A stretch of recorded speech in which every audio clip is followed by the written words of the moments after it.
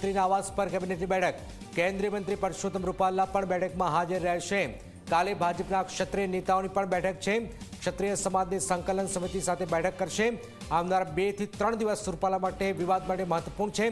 સંકલન સમિતિ માફ નહીં કરે તો વિવાદ વધી શકે છે। હિતેન જોડાયા છે। હિતેન, રૂપાલાજી પણ દિલ્હી જઈ રહ્યા છે, શું વિગતો?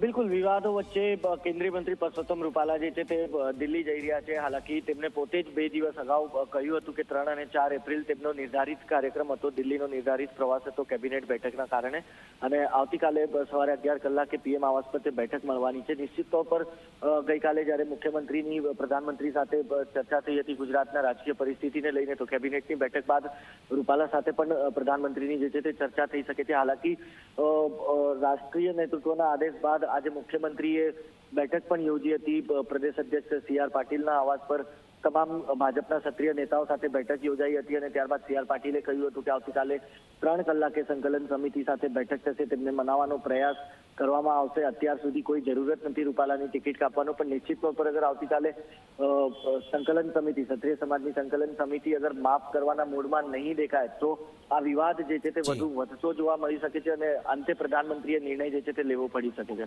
બિલકુલ, આભાર હિતેન। તો રૂપાલા માટે 1-2 દિવસ ખૂબ જ મહત્વપૂર્ણ છે।